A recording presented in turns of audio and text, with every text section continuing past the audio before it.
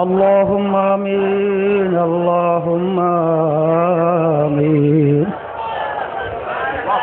अगर जानिब माशूक नबशुद का शाशे तालिब आशिक बेचारा नरा सद बजाए ओ माबूद गो एक फोटा पानी दिए बनी आदम के बनाया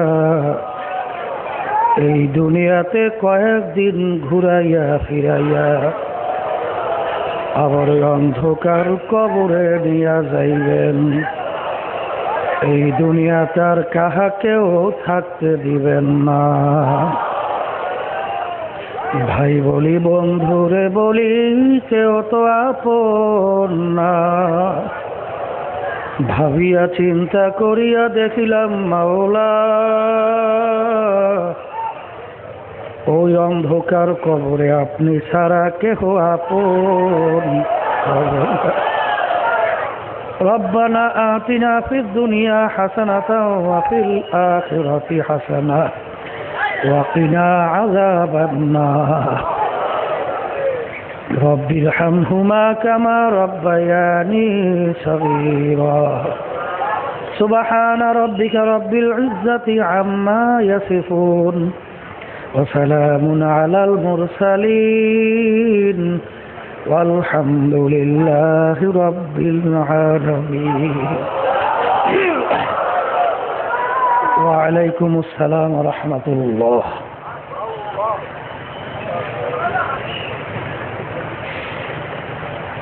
الحمد لله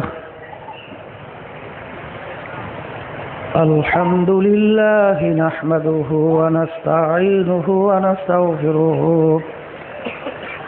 ونؤمن به ونتوكل عليه ونعوذ بالله من شرور أنفسنا من يهده الله فلا مضل له ومن يضلله فلا هادي له ونشهد أن لا إله إلا الله وحده لا شريك له ونشهد أن محمدا عبده ورسوله. أما بعد فأعوذ بالله من الشيطان الرجيم. بسم الله الرحمن الرحيم. يا أيها الذين آمنوا صلوا عليه وسلموا تسليما. اللهم صل على سيدنا ونبينا شفيعنا حبيبنا ومولانا محمد صلى الله عليه وعلى آله وأصحابه وبارك وسلم. اللهم صل على سيدنا ونبينا شفيعنا وحبيبنا ومولانا محمد صلى الله عليه وعلى آله وأصحابه وبارك وسلم. اللهم صل على سيدنا ونبينا شفيعنا وحبيبنا ومولانا محمد صلى الله عليه وعلى آله وأصحابه وبارك وسلم. أعوذ بالله من الشيطان الرجيم. بسم الله الرحمن الرحيم. يا أيها الذين آمنوا ادخلوا في السلم كافة ولا تتبعوا خطوات الشيطان إنه لكم عدو مبين. صدق الله العلي العظيم. আল্লাহ পাক রব্বুল আলামিনের দরবারে লাখো কোটি শুকরিয়া আদায় করতেছি যেই মহান রব্বুল আলামিন আপনাকে আমাকে জাম্বুরি মাঠের চরমোনাই নমুনার মাহফিলের শেষ দিন শেষ বৈঠকে আমাদেরকে আসার বসার তৌফিক যা আল্লাহ দান করলেন, শুকরিয়া তার। সবাই জোরে সরি বলা আলহামদুলিল্লাহ। অনেক লোকের কানে মাহফিলে দাওয়াত পৌঁছার পরেও আসতে পারে নাই। তালাশ করে দেখবেন বহু দূর থেকে কষ্ট স্বীকার করে আমার অনেক ভাইরা, পর্দা আলে অনেক মা বোনেরা পাগলের মতো মাহফিলে ছুটে আসছে। মান জাদ্দা ওয়াজাদা, যে যে জিনিস তালাশ করে পাওয়ার জন্য চেষ্টা করে ওই জিনিস সে পাইয়াও যায়।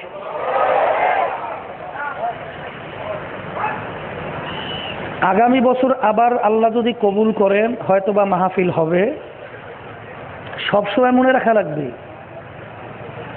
এই মজলিসের ভিতরে হয়তোবা দুই একজন থাকতে পারে যে আগামী বছর তারা আর দুনিয়াতে থাকবে না। আসলে আমরা মৌতের কথা ভুলে যাওয়ার কারণেই আমাদের থেকে যত অন্যায় প্রকাশ পাইতেছে, জুলুম প্রকাশ পাইতেছে, আল্লাহর নাফরমানি প্রকাশ পাইতেছে। সেদিনকারও বলছিলাম, আজকেও স্মরণ করাই দিতে চাই, কোন আসামি যদি জানে 1 ঘন্টা পরে তার ফাঁসি হবে, দুনিয়ার কোনো লোভনীয় জিনিস তার কাছে পেশ করলে ওইটার প্রতি তার কোনো আগ্রহ জমবে? কারণ সে জানে 1 ঘন্টা পরে সে আর দুনিয়াতে থাকবে না। আল্লাহ হাবিব সাল্লাল্লাহু আলাইহি ওয়াসাল্লাম বলছেন, দৈনিক যদি কমপক্ষে 20 বার মৃত্যুর কথা স্মরণ করতে পারো, শহীদি দরজা পাইয়া বিনা হিসাবে বেহেশতে যাইতে পারবা। আল্লাহ মনকে মাঝে মধ্যে বুঝাইয়েন যে মন, বাপকে দেখলাম, দাদাকে দেখলাম, মাকে দেখলাম, দাদি নানু দেখলাম, সমাজের কত লোক দেখলাম, কই তাদেরকে তো আর দেখা যায় না। কত লোক নিয়ে বাজারে বাজার করলাম, কত লোক নিয়ে চায়ের টেবিলে চা খাইলাম, কত লোক নিয়ে গল্পের টেবিলে গল্প করলাম, বাজারে যাইয়ে দেখি সেই লোকগুলাকে আর দেখা যায় না। গল্পের টেবিলেও নাই, চায়ের টেবিলেও নাই। আর এমন একটা ব্যাপার, দুনিয়ার যে কোনো প্রান্তে মানুষ থাকলে সেকেন্ডে যোগাযোগ করা যায়, কিন্তু বাড়ির দরজায় আব্বা ঘুমাইয়া আছে, আম্মা ঘুমাইয়া আছে, আত্মীয় স্বজন ঘুমাইয়া আছে, কই আজ পর্যন্ত খবর দিতেও পারলো না, নিতেও পারলাম না।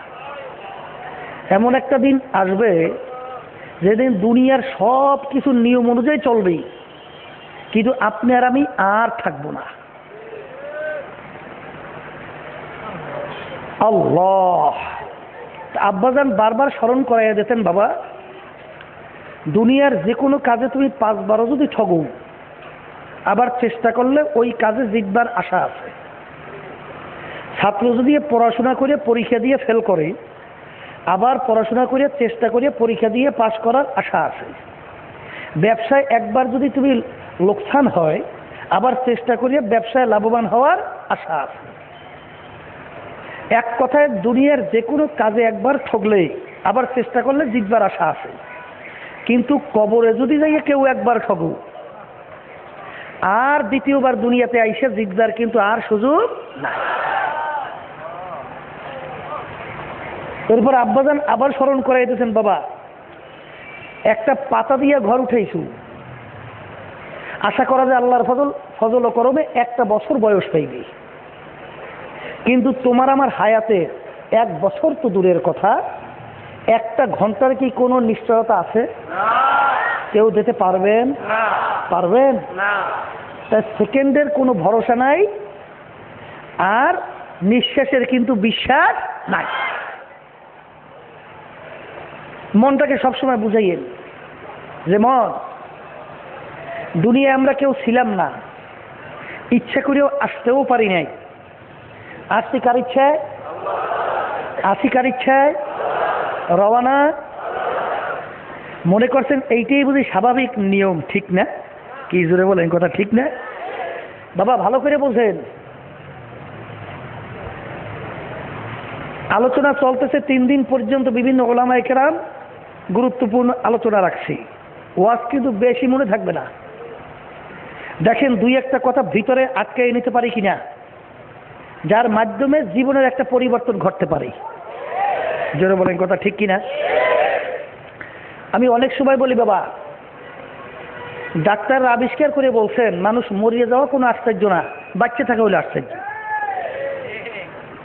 মানুষ যে কিভাবে বাচ্চা আছে আজ পর্যন্ত কেউ কিন্তু আবিষ্কার করতে পারে নাই। ডাক্তাররা বলছে আবিষ্কার করার পরে মানুষের শরীরের ভিতরে লক্ষ লক্ষ রক্তকণিকা আছে, প্রত্যেকটা রক্তকণিকা ঘন্টায় 5 মাইল বেগে চলতেছে এবং প্রত্যেকটা রক্তকণিকা চলার রাস্তা ভিন্ন ভিন্ন। ডাক্তাররা বলতেছে একটা রক্তকণিকা যদি তার রাস্তা ফেল করে অন্য রাস্তায় ঢোকে সঙ্গে সঙ্গে লোকটা মারা যাবে। তাহলে রক্তকণিকাগুলো চলতেছে। আজকে দুনিয়ার ভিতরে রাস্তায় গাড়ি চলে, কত মোড়ে মোড়ে ট্রাফিক থাকে, সিগন্যাল থাকে, এরপরও দুই একটা গাড়ি একটার সঙ্গে আর একটা টাচ লাগিয়ে অ্যাক্সিডেন্ট হইয়া ধ্বংস হইয়া যায় কি যায় না? অনেক মুসলমান সন্তান বর্তমানে তাদের কার্যক্রম চালচলন কথাবার্তা দেখলে মনে হয় যেন নাস্তিকতা পর্যন্ত ছাড়াই ফেলছে। জোরে বলেন কথা ঠিক কিনা? আব্বাজান বলতেন বাবা বুঝের জন্য মাহফিল, বুঝবে যারা মানুষ, সুরাতে যারা পশু এরা কিন্তু বুঝবে না। অনেকে বলতে পারেন হুজুর মানুষের সুরাতে পশু হয় কিভাবে? আবু জাহাল, উতবা, সাহেব আবুল আহাব নাম শুনছেন? কথা কয় না? আল্লাহ নবী পবিত্র জবান থেকে এনে দিনের দাওয়াত পাওয়ার পরেও এরা কি বুঝছিল? দিন গ্রহণ করছিল? আবু জাহাল মার্কা আল্লাহর হাবিবের জমানায় ছিল না, ছিল না? মাঝখানে কি গেছে না? এখন বর্তমানে বুঝি নাই, এখনো আছে, কিয়ামত পর্যন্ত থাকবে। জোরে বলেন কথা ঠিক কিনা? এরা কিন্তু বুঝবে না। কি জোরে কোন বুঝবে? আবু জাহাল কিন্তু আল্লাহ হাবিবকে বহু জ্বালান জ্বালাইছে। একদিন যেই বলছিল মোহাম্মদ তুমি যে আল্লাহর নবী হও, আকাশে যে চাঁদ দেখা যায় চাঁদটাকে 2 টুকরো করে দেখাইতে পারো? আল্লাহ হাবিব বলছিলেন চাচা যান কি হবে? বলে বলো কি, চাঁদ 2 টুকরো করে দেখাইতে পারলে তুমি যে এই নবী প্রমাণ হবে, আমি কলম হব মুসলমান হব। আল্লাহ হাবিব যখন কিনারে পাহাড়ে উঠে যখন আঙ্গুল ইশারা করলে চাঁদ 2 টুকরো 2 দিকে সরে গেছে, আবার আঙ্গুল ইশারার মাধ্যমে চাঁদ মিলে চাঁদ হয়ে গেছে। কিন্তু কপাল পরা আবু জাহাল ওর কিন্তু ইমান নসিব হয় নাই। কয়েক বছর পূর্বে আমেরিকার 3 জন বৈজ্ঞানিক ছিল চন্দ্রের দেশে, যাইয়ে দেখে চন্দ্রের ভিতরে ফাটল দেখা যায়, যন্ত্র দিয়ে পরীক্ষা নিরীক্ষা করে দেখে ফাটলের বয়স হয়েছে প্রায় 14 থেকে 1450 বছর। দুনিয়াতে এসে যখন সকল মুসলমানদের নবী ছিল, দুনিয়াতে বসে আঙ্গুল ইশারা করছে, চাঁদ 2 টুকরো হয়ে গেছে, মিল্লা চাঁদ হয়েছে। তখন ওই 3 জনের ভিতরে একজন ছিল ওই খ্রিস্টান বৈজ্ঞানিক নীল আর্মস্ট্রং। তার জবান থেকে বের হয়ে আসলো কলেমা লা ইলাহা ইল্লাল্লাহু মুহাম্মাদুর রাসূলুল্লাহ। আজকে খ্রিস্টান বৈজ্ঞানিক আল্লাহর হাবিবের মুজিজা, আল্লাহর কুদরত দেখে কলেমা পড়ে মুসলমান হয়। আর মুসলমানের ঘরে কিছু সন্তান জন্মগ্রহণ করছে, তাদের চাল চলন কার্যক্রম কথাবার্তা দেখলে শুনলে মনে হয় বাংলাদেশে কার আগে কেরা বড় নাস্তিক হইতে পারে। এই জন্য কোনো এক কবি মুসলমানদেরকে লক্ষ্য করে বলছিলেন, ও মুসলমান, आदमी दादाई जब मुसलमान कर दाई, आदमी दादाई जब मुसलमान कर दाई, आए खुदा कुर्बा सवाब इहसाबर इहसा कर दाई। তোমার আমার ঘরে আমার মাওলার কি দয়া কি মায়া চিন্তা করছো? বাবারে খ্রিস্টানের বাচ্চারও তো একটা রুহু, তোমার আমারও তো একটা রুহু, হিন্দুর বাচ্চারও তো একটা রুহু, তোমার আমারও তো একটা রুহু। কথা কয় না? বাবার অন্যান্য জাতির বাচ্চারও তো একটা রুহু, তোমার আমারও তো একটা রুহু। বাবারে গরুর বাচ্চারও তো একটা রুহু, তোমারও তো আমার একটা রুহু। বাবারে আমার মাওলার কাছে কে কে দরখাস্ত করছিলেন, মাবুদ গো আপনি আমাকে মুসলমানের ঘরে রুহুটা পাঠান। কি কথা কন না? কি দরখাস্ত কেউ করছে? হ্যাঁ, আচ্ছা আমার মাওলা যদি ইচ্ছা করে হিন্দুর ঘরে ঢুকাইতো, যদি খ্রিস্টানের ঘরে ঢুকাইতো, যদি অন্যান্য ইয়াহুদি সহ অন্যান্য বৌদ্ধ সহ তাদের ঘরে ভিতরে ঢুকাইতো, কথা হয় না। আচ্ছা একটা পশুর ঘরে যদি ঢুকাইতো, তখন তুমি একটা হিন্দুর বাচ্চা হইয়া দুনিয়া জন্ম হইয়া যাইতা, খ্রিস্টানের বাচ্চা হইয়া জন্ম হইয়া যাইতা, বৌদ্ধের বাচ্চা হইয়া জন্ম হইয়া যাইতা। কিন্তু বাবারে আমার মাওলার তোমার আমার উপরে কত দয়া কত মায়া, আল্লাহু বিনা দরখাস্তে বিনা চেষ্টায় আমার মাওলা তোমার আমার রুহুকে মুসলমানের ঘরে ঢুকাইয়া দিল। এখন তুমি আমি মুসলমান হয়ে দুনিয়া আসলাম, কথা ঠিক না? আজকে তাম দুনিয়ার ভিতরে কোন জাতি কিন্তু চ্যালেঞ্জের মাধ্যমে মাথা উঁচু করে দাঁড়াইতে পারে নাই। পারছে? কথা কয় না পারছে? একমাত্র মুসলমান ছাড়া তাম দুনিয়ার ভিতরে অন্য কোনো জাতি চ্যালেঞ্জের মাধ্যমে টেকতে পারছে? ধরে কোন পারছে? এই জন্য আমার বাবাদেরকে বলবো, মুসলমানের ঘরে জন্মগ্রহণ করলেন, দয়া কার? মুসলমানের জন্মগ্রহণ করিয়া খোদা না খাস্তা যদি কিয়ামতের ময়দানে কার হাতে পায়ে জাহান্নামের শিকল লাগিয়া যায়, বাবার এর চেয়ে কপাল পোড়ার দুনিয়ায় সারে জাহানে হইতে পারে না। এই জোরে বলো, কথা ঠিক না বে ঠিক? এই জন্য আমার বাবাদেরকে বলবো যে মনে করছে আমরা হুজুরেরা কিছু বুঝি না, কথা এইটা না? কি কথা কয় না? মনে করছে আমরা কিছু বুঝি না। একদিন আমার বাবারা বেরোইছে, এরা ইংরেজি শিক্ষায় শিক্ষিত হইয়া এখন দাঁড়াই দাঁড়াই প্রস্তাব করে, আছে না? না যেরকম আছে। আবার এরা বলা শুরু করছে হুজুররা এই দেশটারে খাইলো, না হুজুর। আমার আব্বাজার স্মরণ করাইতেছে, এ বেয়াকুবের দলেরা, বোকার দলেরা, হুজুরের দেশটা খাইলো কিভাবে? প্রেসিডেন্ট থেকে শুরু করে এলাকার চৌকিদারি পর্যন্ত দায়িত্ব পালন করলা তোমরা, দেশ খাইলো হুজুরেরা? কথা ঠিক যাবে? দেশ যে কারা খাইছে এত পেপার পত্রিকা খুললেই আমরা দেখি। দেশ তো হুজুরেরা খায় নাই, দেশ দেখাইছে খাজুরেরা। বলে কথা ঠিক কিনা? এই আল্লাহর বান্দারা, 42 বছর স্বাধীনতার বয়স, যাদের মাধ্যমে দেশ চলছিল, চলতেছে, কথা কন না? তাম দুনিয়ার ভিতরে ছোট একটা দেশ বাংলাদেশ, দেখবেন বিশ্ব মানচিত্রের ভিতরে বাংলাদেশটা চোখের নজরে দেখাও কষ্ট, একটুখানি ফোটার মতো, কথা কয় না? এই যাদের পরিচালনায় দেশ চলছিল, চলতেছে, একবার নয় দুইবার নয়, তাম দুনিয়ার ভিতরে এদের পরিচালনায় এই বাংলাদেশটা 5 বার, কয়বার চোরের দিক থেকে ফার্স্ট হইছে। কির দিক থেকে? কথা কয় না? কইতে লজ্জা করে? হ্যাঁ, যদি আজকে আমরা কোনো বাংলাদেশের মানুষ বিদেশে যায়, যদি জিজ্ঞাসা করে তুমি কোন দেশের লোক, যদি বলি বাংলাদেশ, বলবে সোরা গো দেশের লোক আইসো। ধরে বলেন, কথা ঠিক না ভাই? ঠিক। কিছুদিন আগে আমার এক ভাই গেছিল বলে হজে, উমরায় না জানি কবে গেছিল, এখন একটা লোক আরবি লোক জিজ্ঞাসা করে, ভাই তোমার বাড়ি কোথায়? বলছে বাংলাদেশ। তখন সে উত্তর দিচ্ছে আন্তা সারেক। ও তো আর বুঝে নাই আন্তা সারেকটা কি, জোরে আইসেন না। তাহলে একজন পাশে বসে বলতেছে বোঝো নাই? বলছে মেয়া তুমি একটা চোর, জোরে আইসেন না। আরে লজ্জা থাকা উচিত বাবা, কথা ঠিক কিনা? আন্তা তুমি একটা চোর। তখন সেই লোকটা মন্তব্য করতেছিল যে মাটি যদি ফাঁক হইতো আমি মাটির ভিতরে ঢুইকে যাইতাম। তাই চুরি করলো তারা, সবকিছু ধ্বংস করলো তারা, দেশটা বলে খাইছে হুজুরেরা। জোরে কর না হুজুবিল্লাহ। আমি আমার বাবাটাকে জিজ্ঞাসা করি, হুজুররা কারো জমিন আইল ঠেলে এনেছে? পিস্তল ধরিয়ে তোমাকে রাস্তায় ছিনতাই করছে? কথা বললেন? আচ্ছা, হুজুররা তোমার ঘরে ডাকাতি করছে? তা হুজুররা পিস্তল নিয়ে ছিনতাই করলো না, ডাকাতি করলো না, তোমার জমিনের আইল ঠেলে জমিন বাড়াইয়ে নিল না, হুজুররা দোষটা করলো কি? কি দোষটা করলো কি? কি দোষ করছে? হুজুরে খালি একটু কয়, ভাইজান পাও ধরছি, একটু নামাজ পড়েন, ভাইজান পাও ধরছি একটু পর্দা করেন,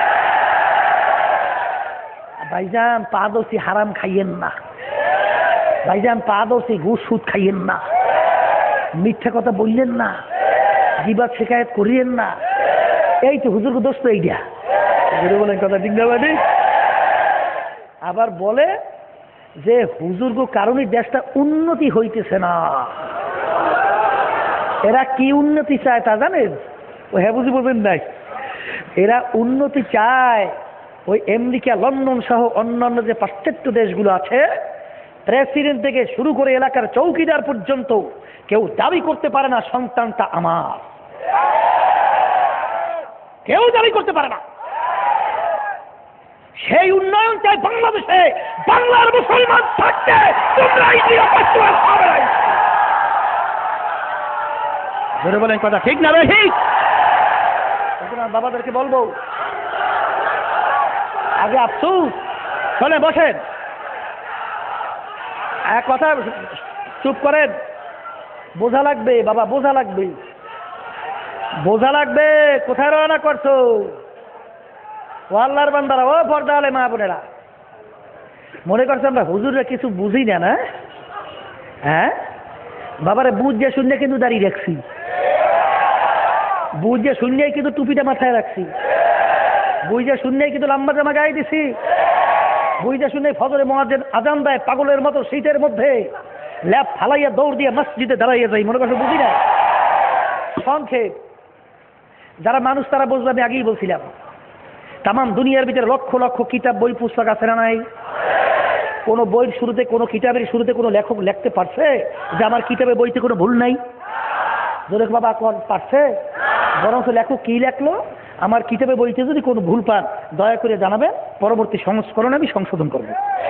কিন্তু দুনিয়ার ভিতরে বাবা যারা মানুষ তারা কিন্তু অল্প কথায় বুঝবে। আর সুরাতে পশু আবু জাহাল মার্কা ওরা কিন্তু বুঝবে না।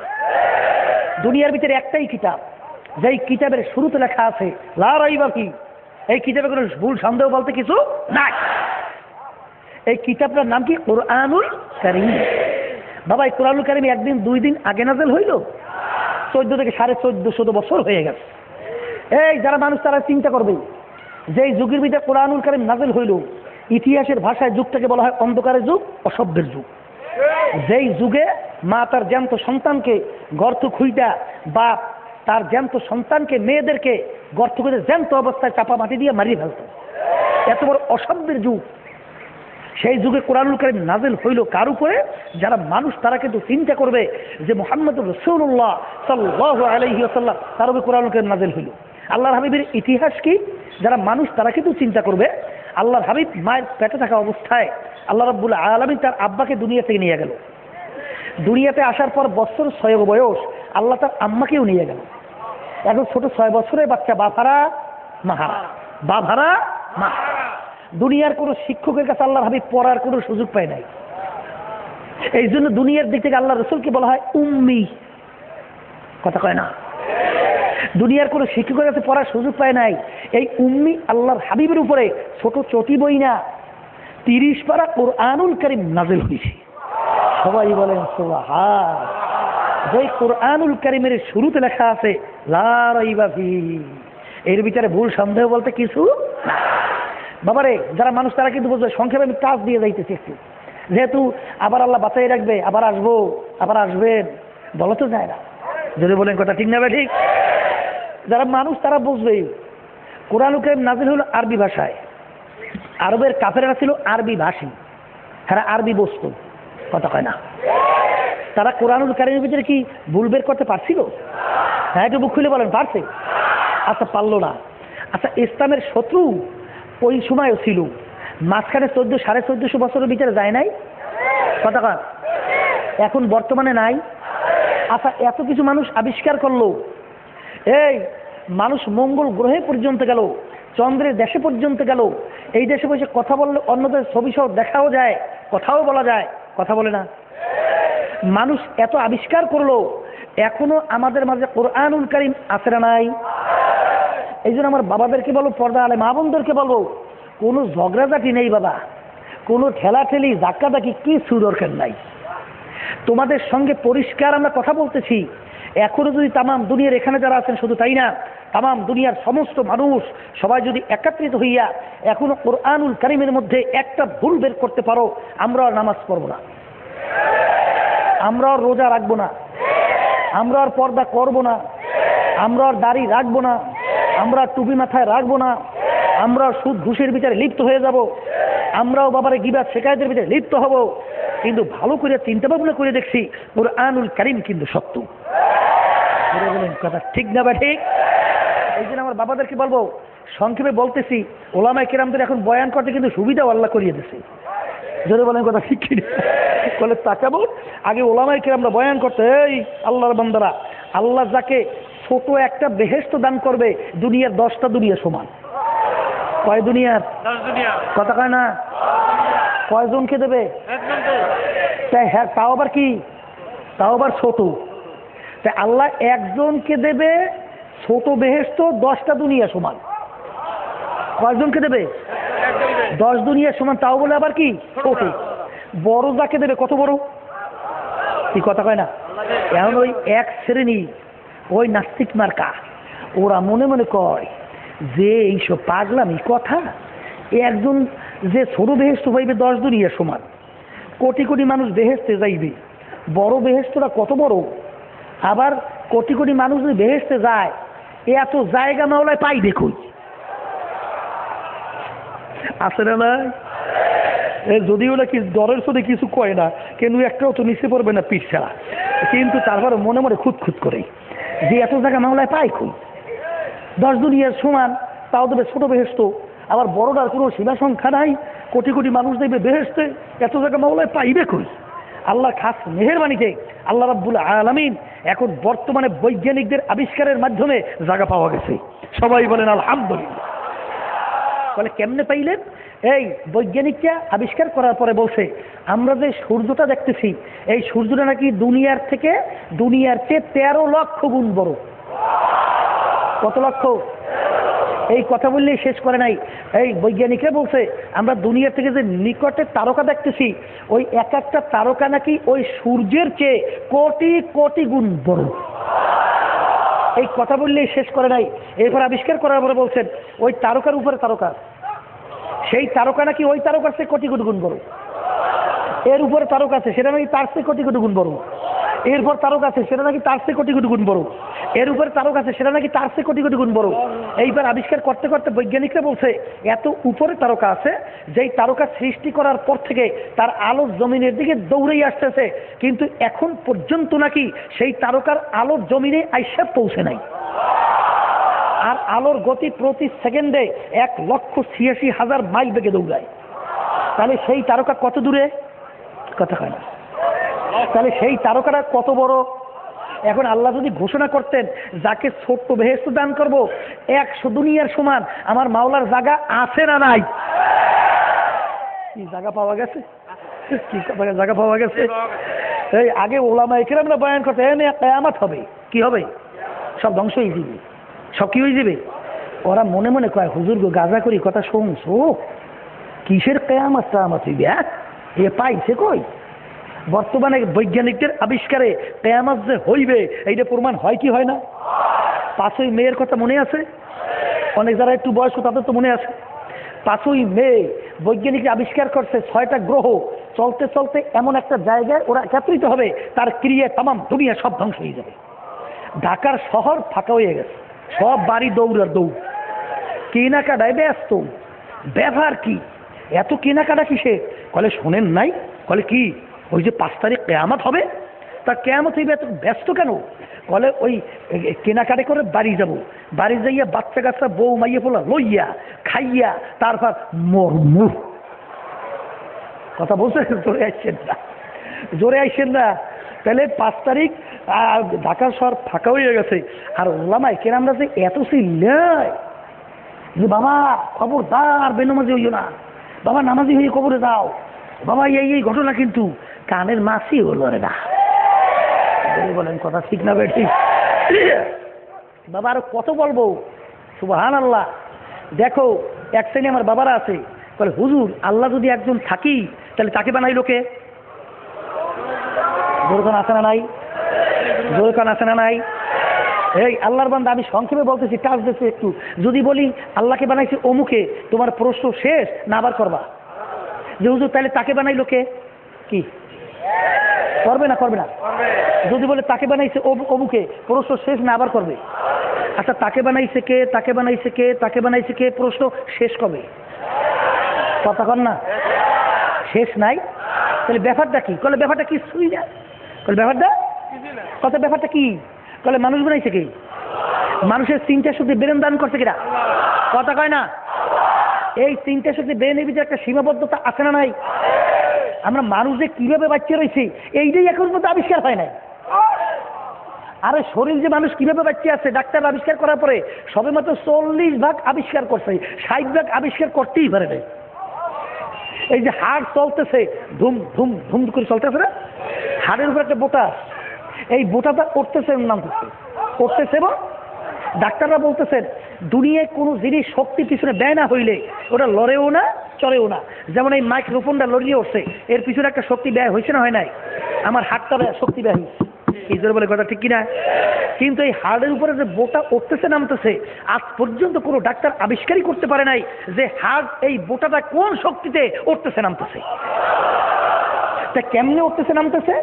আল্লাহ তোমাকে আমাকে তৈরি করে, তোমার আমার হাত তৈরি করে আল্লাহ বলছেন আব্দুল করিমের হাত চলো, চলতে আস, যখন বলবে বন্ধ বন্ধ। বলেন কথা ঠিক না ভাই? ঠিক। আমি আমার বাবাদেরকে বলে চিন্তার শক্তির ভিতরে একটা সীমাবদ্ধতা আছে না নাই? জোরে কন। তাই সীমাবদ্ধতা আছে, কত কিছু এখন মানুষ আবিষ্কার তো করতেই পারে নাই। কি চিন্তার শক্তি ধরে না, বেরেনে ধরে না। এই ঘটনা ঘটে কি ঘটে না? তাহলে এই ঘটনা যদি ঘটে তাহলে আমার বাবাদেরকে বলবো যে চিন্তার শক্তির ভিতরে আমাদের একটা সীমাবদ্ধতা আছে। এই জন্য হাদিসে আসছে তাফাক্কুরু ফি খালকিল্লাহ ওয়ালা তাফাক্কুরু ফিল্লাহ। তোমরা আল্লাহর মাখলুকাত সম্পর্কে চিন্তা করো, আল্লাহ সম্পর্কে চিন্তা করার শক্তি আল্লাহ তোমাদের ব্রেনের ভিতরে দান করে নাই। এরপর যদি কেউ চালাকি করেন জীবনে কোনোদিন প্রশ্নের উত্তর পাবেন? ধ্বংস অনিবার্য কোনো সন্দেহ আছে? তাহলে ব্যাপারটা কি? তোমার আমার একটা জ্ঞান আল্লাহ দান করছে ভালো মন্দ বিচার করার মতো, আছে না নাই? সেই জ্ঞান আল্লাহ নিজে বলতে, ও বান্দা বান্দি আমার পরিচয় চাও তাইলে তোর নিজের দিকে তাকা। অবিল আফাকি ওয়া ফি আনফুসিকুম আফালা তুবসিরুন। এ বান্দা বান্দি তোর নিজের চেহারার দিকে তাকা, আমার পরিচয় পাইয়া যাবি। সবাই বলে জোরে বলেন সুবহানাল্লাহ। বাবা সংক্ষেপে বলতেছি, এই দেখো দুনিয়া সৃষ্টির পর থেকে কোটি কোটি মানুষ দুনিয়াতে আসছে কি আসে নাই? এই মাঝখানে গেছে কি যায় নাই? এখনো শত শত কোটি মানুষ দুনিয়াতে আসে নাই? কিয়ামত পর্যন্ত আসবে কি আসবে না? দেখো আমার মাওলা কত বড় কুদরতের মাওলা, কেমনে তৈরি করলো? এই একটা চেহারা হাতের মুঠের ভিতরে সামাইয়া এতটুকু জায়গা, এতটুক জায়গার ভিতরে আমার মাওলা ডিজাইন করছে। কথা কয় না? এতটুক জায়গার ভিতরে আমার মাওলা ডিজাইন করছে। দুনিয়া সৃষ্টির পর থেকে এখন পর্যন্ত এতটুক জায়গা ডিজাইনের মধ্যে একটা মানুষের চেহারার সঙ্গে আর একটা মানুষের চেহারার পূর্ণ কোনো মিল নাই। এই বানান একজন কারিগর আছে না নাই? জোরে বলো সে কে? জোরে বলো, জোরে বলো, জোরে বলো কে? কে?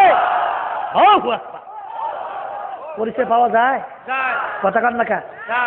এক মায়ের পেট থেকে 10টা সন্তান বের হইল, একই মায়ের রক্ত পান করলো, একটা ভাই চেহারার সঙ্গে আর একটা ভাইয়ের চেহারা মিল নেই।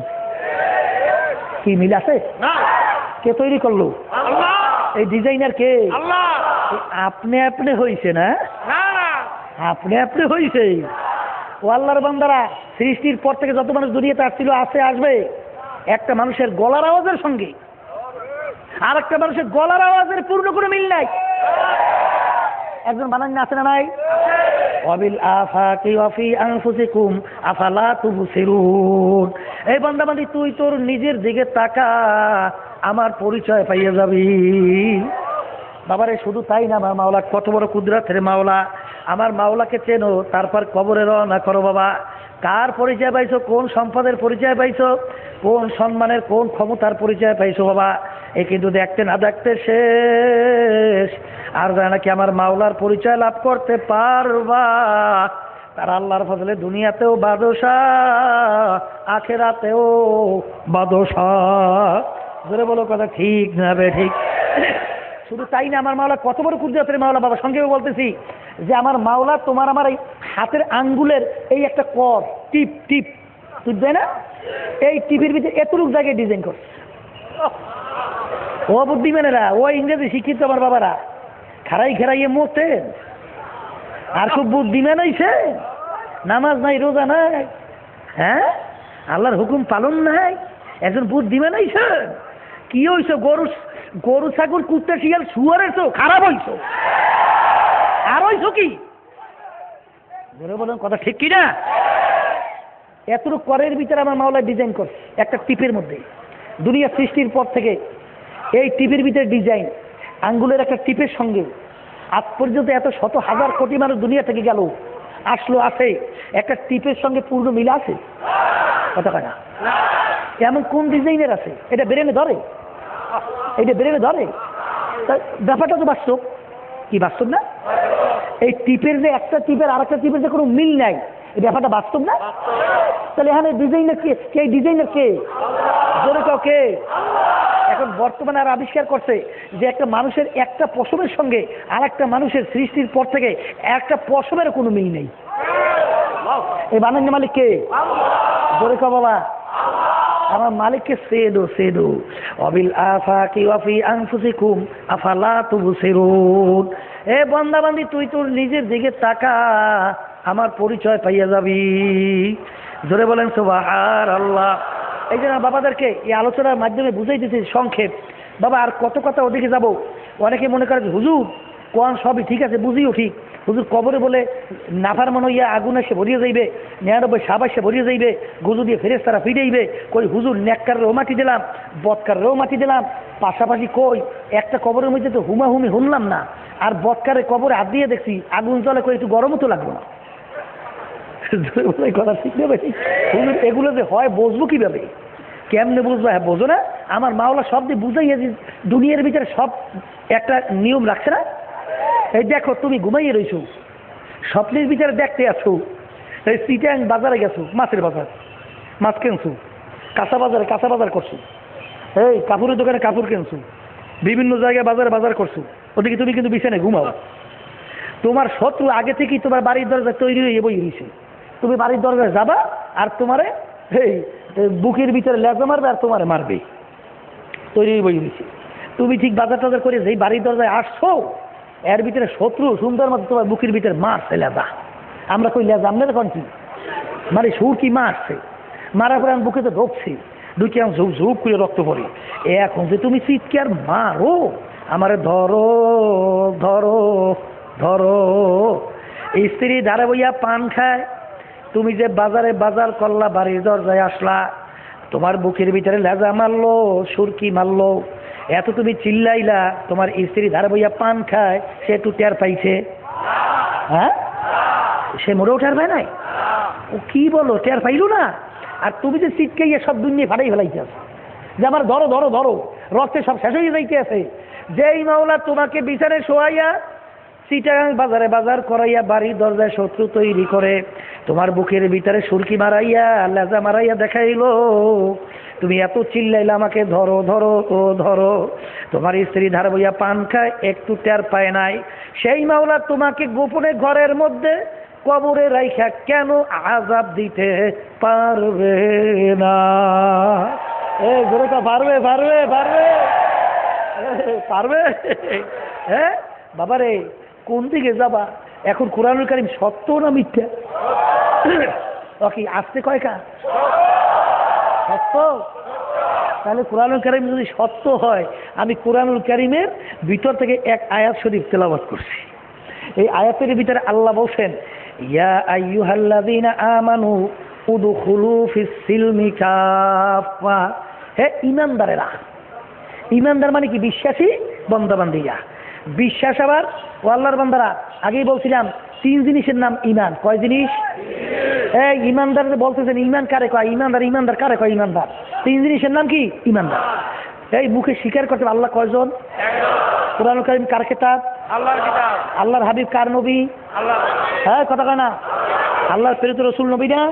আচ্ছা, এটা বিশ্বাস করা লাগবে না, এটা মুখে স্বীকার করা লাগবে। এই কুরআনুল কারীম আসমানি আল্লাহর কিতাব, এই আসমানি কিতাবের উপরে ঈমান আনা লাগবে, ফেরেশতাদের উপরে ঈমান আনা লাগবে, কবরের আযাবের উপরে ঈমান আনা লাগবে, কবর বেহেশতের বাগানের ঈমান আনা লাগবে, আখিরাতের ময়দানের ব্যাপারে ঈমান আনা লাগবে, এই মিজান পুলসিরাতের ব্যাপারে বিশ্বাস, এটা জবানে স্বীকার করতে হইবে। এক, ওই জবানের স্বীকারটা অন্তরে হুবহু বিশ্বাস করতে হইবে। এই কই 2। 3 নম্বরে ওই বিশ্বাসটা কাজের দ্বারা প্রমাণ করে দেখানো লাগবে। এই 3 জিনিসের নাম কি? এই ঈমান। এই 3 জিনিসের সমন্বয় ঈমানদারকে আল্লাহ কে বলছেন? উদখুলু ফিস সিলমি কাফা। হে ঈমানদাররা, তোমরা ইসলামের ভিতরে পুরি ভাবে ঢুকে যাও। সবাই বলেন সুবহানাল্লাহ। সবার সংক্ষেপ আমি বলতেছি, আল্লাহ ইসলামের ভিতরে পুরোপুরি ঢুকতে বলছেন। আল্লাহু আকবার। এই আয়াত নাযিল হয় আব্দুল্লাহ ইবনে সালাম রাদিয়াল্লাহু তাআলা এর শানে। আব্দুল্লাহ ইবনে সালাম রাদিয়াল্লাহু তাআলা আনহু প্রথম বয়সে ইহুদি ধর্মের লোক ছিল। কোন ধর্মের? পরবর্তী তিনি মুসলমান হয়েছে।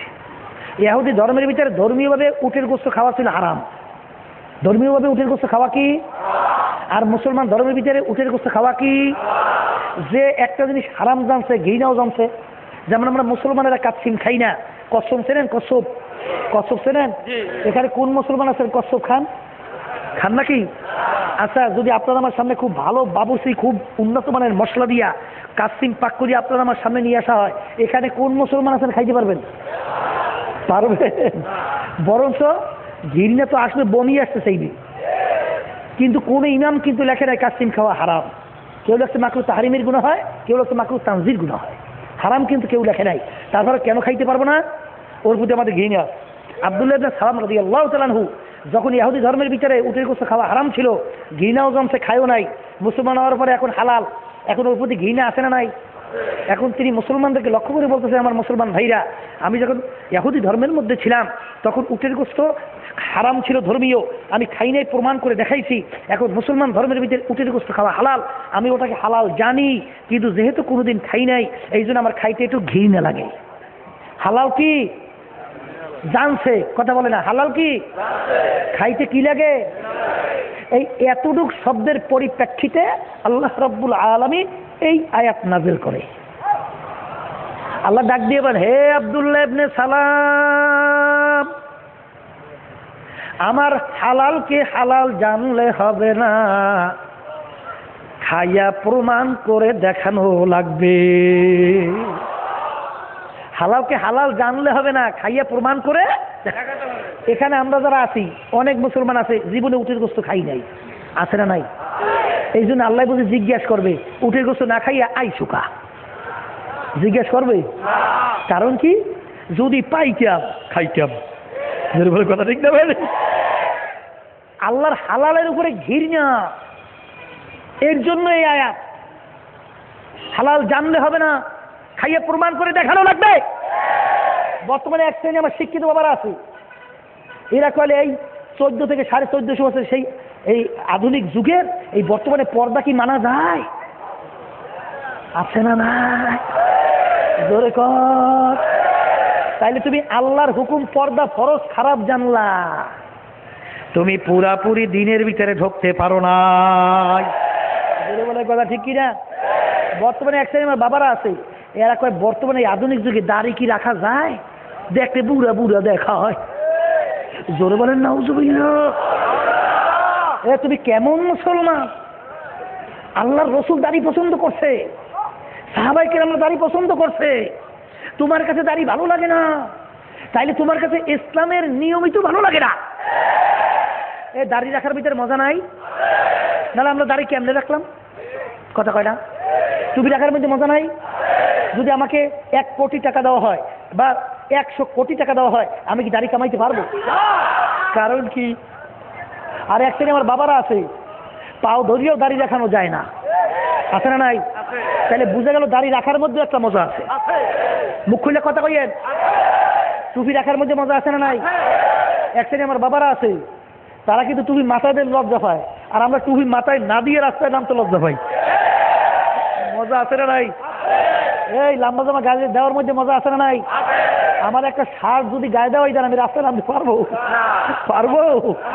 আর এক সাইডে আমার বাবার আছে, লম্বা জামা যদি গায়ে ঢুকেই দেওয়া হয়, সুবহানাল্লাহ, ঘরের জীবনে বাইরেই বেরিয়ে যায় লজ্জার ছুটি। তাহলে লম্বা জামা গায়ে দেওয়ার মধ্যেও মজা আছে, আছে না নাই? তাহলে দাড়ি রাখার মধ্যেও মজা, না রাখার মধ্যেও কিন্তু মজা আছে, আছে না নাই? টুপি রাখার মধ্যেও মজা, না রাখার মধ্যেও কিন্তু মজা। লম্বা জামা গায়ে দেওয়ার মধ্যেও মজা, না দেওয়ার মধ্যেও কিন্তু মজা। এক শ্রেণী আমার পর্দাওয়ালে মা বোনেরা আছে, বোরখা পরতে এমন লজ্জা পায়, আর এক শ্রেণী আমার মা বোনেরা আছে বোরখা ছাড়া রাস্তায় নামতে লজ্জা পায়। কথা ঠিক না? ঠিক। বোরখা পরার মধ্যেও মজা আছে, না পরার মধ্যেও মজা আছে। এখন এক মজায় খুশি হয় ইবলিশ শয়তান। দাড়ি না রাখার মধ্যে যে মজা, খুশি কিনা? নামাজ না পড়ার মধ্যে মজা, খুশি কিনা? কথা কইয়েন। রোজা না রাখার মধ্যেও মজা, খুশি হয় কিনা? আর দাড়ি রাখার মধ্যে মজা, খুশি হয় কিনা? নামাজ পড়ার মধ্যে মজা, খুশি হয় কিনা? টুপি রাখার মধ্যে মজা, খুশি হয় কিনা? লম্বা জামা গায়ে দেওয়ার মধ্যে মজা, খুশি হয় কে? এখন নিজের প্রশ্ন করো, মন খুশি কারে করবি? কথাটা পরিষ্কার। এখন শয়তানের করবা না না আল্লাহ এবং আল্লাহ রসুলের করবা? দুটোর মধ্যে মজা আছে, আমি আগেই বলছি। এখন এক মজায় খুশি হয় শয়তান ইবলিস, আর এক মজায় খুশি আল্লাহ এবং আল্লাহ রসুল। এখন খুশি করা লাগবে কারে? এই নফসের লাগে জিহাদ করা লাগবে। এই যে চরমনে আল্লাহ কুতুবের নাম রাখি গেছে মুজাহিদ কমিটি, এই মুজাহিদ কমিটির অর্থ হইল সার্বক্ষণিক নফস এবং শয়তানের বিরুদ্ধে জিহাদ। নফস কয় পারি না, আমি বলবো পারি। দাঁড়িয়ে রাখতে মন চায় না, আমি বলবো রাখতে হবে। বলেন কথা ঠিক না ঠিক? এই জিহাদ করতে হবে, জিহাদ ছাড়া কিন্তু কোনো কায়দা নাই। জোরে বলে কথা ঠিক না ঠিক? আল্লাহর বান্দারা অনেকে মনে করেন বুঝি দাঁড়িয়ে রাখলে বুঝি মাইয়ে বিয়ে দেয় না। না, আগে যুবক সেই না বলে হুজুর দাঁড়িয়ে রাখতে কোনো মাইয়ে বিবাহ বসতে চায় না। জোরে কর নাউজুবিল্লাহ। যেই মাইয়াটা দাঁড়িয়ে রাখলে বিবাহ বসতে চায় না, ওরা কি মুসলমানের মাইয়া? ওটারে বিবাহ করা জায়েজ নাই। কথা ঠিক না ঠিক? ওরা বিবাহ করতে দিবেন না। হুজুর তা চলবো কিভাবে? আল্লাহ তো ওয়াদা করছেন, ওয়াল্লাযীনা জাহাদু ফীনা লানাহদিয়ান্নাহুম সুবুলানা ওয়া ইন্নাল্লাহা লামাআল মুহসিনিন। বান্দা-বান্দী, তোমাদের কোনো চিন্তা নাই, যদি আমাকে রাজি খুশির উদ্দেশ্যে তোমার রাস্তায় নামতে পারো, যত বিপদ মুসিবত রাস্তায় আসুক না কেন, পাহাড় পরিমাণ বিপদ তোমার সামনে আসুক না কেন, আমার মাওলা বলতেছে তোমাদের কোনো চিন্তা নাই, তোমাদের জন্য আমি রাস্তা খুলে দেব। রাস্তা কে খুলবে? জোরে কর। আল্লাহর বান্দারা, এই ঘটনা আছে না নাই? আমার দাদাজান রহমাতুল্লাহি আলাই, তার কাছে এক অল্প বয়সের বড় অফিসার মুরিদ হয়েছিল। বড় অফিসার মুরিদ হয়েছে। এখন মুরিদ হওয়ার পর বিরাট অফিসার, বুঝছেন? এখন বিবাহ করছে নতুন। এখন বউ যখন দেখছে দাড়ি রাখছে, এখন বউ বুঝলেন তো, আমরা বরিশালের বউ কই, মানে স্ত্রী, বুঝলেন? এখন সে ডাক দিয়ে বলতে আছে, এই তুমি দাড়ি রাখছো, তোমার সঙ্গে আর থাকবো না। একবারে সোজা বাপের বাড়ি। এখন আল্লাহর বন্দায়ও এমন শক্ত হইছে, হে মোরে দাড়িতে অস্ত্র আর লাগায় না। এখন না লাগানোর পরে প্রায় 4 বছর না কত বছর চলে গেছে, স্ত্রী আসে না। আর আল্লাহর বান্দা বিবাহ করে না, আর ওই দাড়িও কামায় না। এখন দাদাজান রহমাতুল্লাহ আলাই একটু পরীক্ষার জন্য বলতেছে যে আপনি অল্প বয়সের মানুষ, অফিসার, এত বড় অফিসার, আপনার স্ত্রী চলিয়ে গেল দাড়ি রাখার কারণে, আপনি তো দাড়িটা কামাইয়া স্ত্রী আনার পরে বুঝেই সুঝেই পরে দাড়ি রাখলে হয় না? তখন তিনি 2 চোখের পানি ফেলাই দিয়ে এখন কান্দে আর বলে, হুজুর যদি স্ত্রী আমার না আসে, স্ত্রী শান্তি দুনিয়াতে আমার লাগবে না। কিন্তু হুজুর আল্লাহর হাবিব, তার সিনার মধ্যে আমি দাগ লাগাইতে পারবো না। পরীক্ষা পাশ হয়ে গেছে। পরীক্ষা কি হয়ে গেছে? এখন পাশ হওয়ার পরে কয়েকদিন পরে স্ত্রী আইয়ে পড়ছে দৌড়িয়ে। এখন জড়াই জড়িয়ে কান্দে, আর কান্দে আর বলে, স্বামী গো আপনি আমাকে মাফ করেন, স্বামী গো আপনি আমাকে মাফ করেন, আমি ভুল করছি, আমি বুঝি নাই। এখন আল্লাহ রাব্বুল আলামিন পায়ের মধ্যে ভালাই দিয়ে মাফ চাওয়াইয়া এমন শান্তি আল্লাহ তৈরি করিয়া দিয়েছে, ওই শান্তির কোনো শেষ নাই।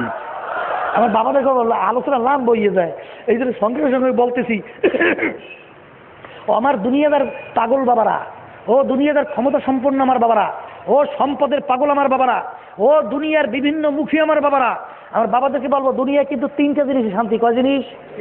ধরে কোন কয় জিনিস? একটা হলো স্বামী স্ত্রী শান্তি, একটা কি, আর একটা হইল ঘুমের শান্তি, একটা কি, আর একটা হইল খাওয়ার শান্তি। এই 3 জিনিসই কিন্তু দুনিয়ার যত কিছু কার্যক্রম সব কিন্তু 3 জিনিস। কয়টা? একটা হলো স্বামী স্ত্রী, আর একটা হলো ঘুম, আর একটা হলো খাওয়া।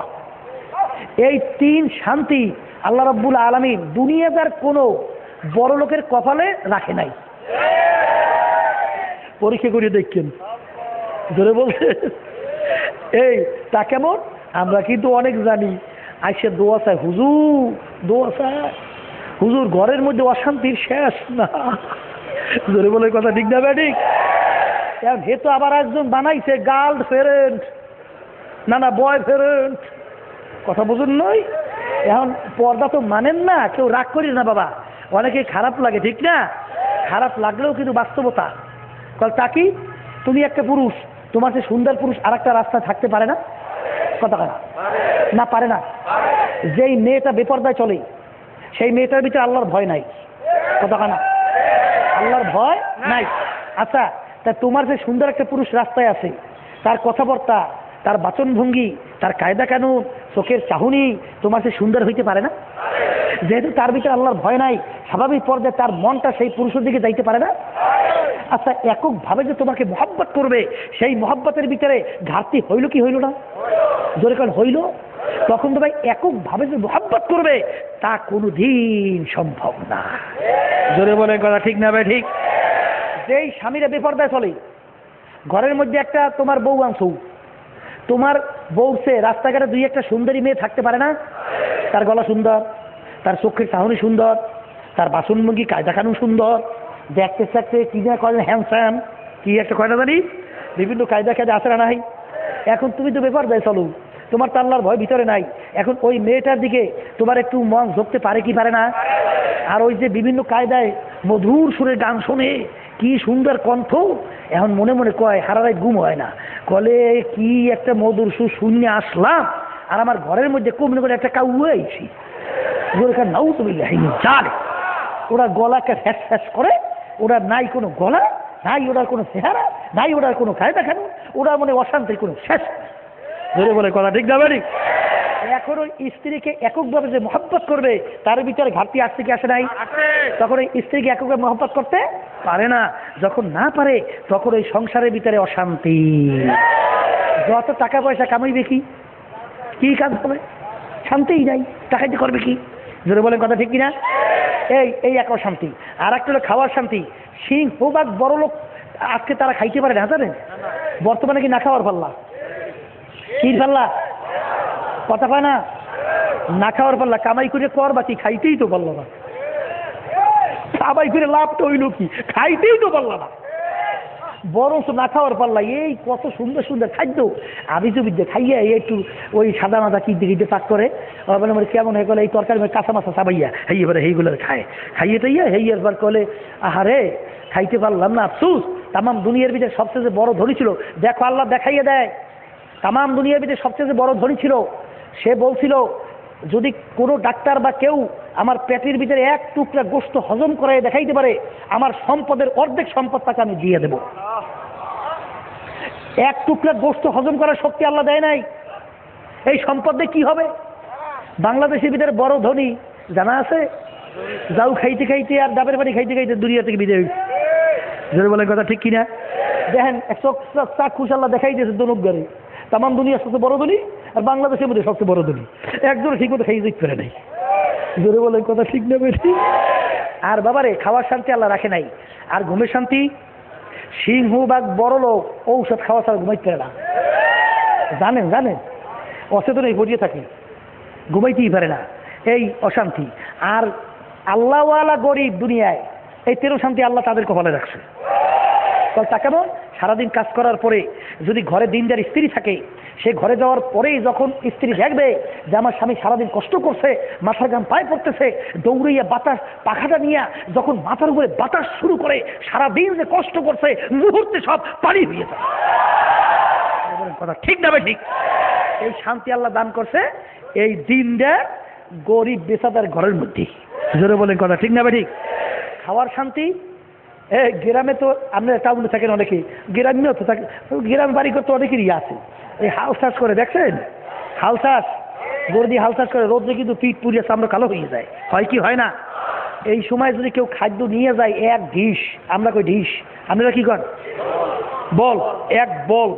ওই বলে পান্থা পাচ্ছেন, পানির ভিতরে ভাত দেয় না, ভাতের মধ্যে পানি দেয়, ওই ভাতের মধ্যে পানি দিয়ে এক ডিশ পানি দেয়। আর মরিচ পুরা চেনছেন? মরিচ পুরা আর ডাইল পুরান এই লইয়ে গেছে খাবারের জন্য, কারণ হে তো কাজ করতে আছে। যখন ওই এক বল নিয়ে গেছে, ওই আল্লাহর বন্দায় কোনো কায়দায় একটু আটটা মশা টসা দিয়া এই বইছে, বইয়ে খালি ওই হাত দিয়ে খালি গোটা দিয়েছে, জোরে আসছেন না, গোড়া দিয়ে খালি এরকম কয়েক শেষ। জোরে বলেন কথা ঠিক না? ঠিক। এইবার খাইয়ে লইয়ে বলে আলহামদুলিল্লাহ, মাবুদ গো তুমি নেমাত খাওয়াইছো। আল্লাহর বান্দারা, পেটে খুঁজে কাকে বলে? নুন ছাড়া তরকারি ছাড়া যখন পেট ভরে খাইতে পারবেন ওই এর নাম হচ্ছে পেটে খুঁটা। বলে কথা ঠিক না বেটি? তাহলে দেখেন এই খাওয়ার শান্তি আল্লাহ কাকে রাখছে? ঘুমের শান্তি দেখবেন কাজ করতে আছে ঘরের বালিশটাই দূরের কথা, একটা গাছ শিকড়ের উপরে কোনো কাজে মাথাটা ঠেকাইতে দেরি না কানা শুরু হয়ে জোরে আসে না, ওরে সুবহানাল্লাহ, মনে হয় যেন দুনিয়ার আর কোনো খবর নাই, কোথায় চলে গেছে। ঘুম আর ঘুম, এই ঘুমের যে শান্তি আর ঔষধের ঘুমের শান্তি কিন্তু এক না। কথা ঠিক না বে ঠিক? এই জন্য বাবাদেরকে বলবো, বাবা মনে করছে আমরা হুজুররা কিছু বুঝি না। ইয়া আইয়ুহাল্লাযীনা আমানু দুখুলু ফিস সিলমি কাফা, হে ইমানদারেরা ইসলামের ভিতরে পুরাপুরি ভাবে ঢুকে যাও। বাবার এক সাইডে আমার বাবারা আছে, একটা ভালো লাগে আর একটা তার কাছে ভালো লাগে না। কোরআনুল কারীমের এক আয়াত তারা মানে আর এক আয়াত মানে না। ওদিকে বাবা ভালো করে জানে রাখো, পর্দালে মা বোনেরা ভালো করে যাই না রাখো বাবা। যদি তোমার এক আয়াত ভালো লাগে অন্য আয়াত ভালো না লাগে, তুমি ভালো করে জানো তুমি কিন্তু মুসলমান হইতে পারো নাই।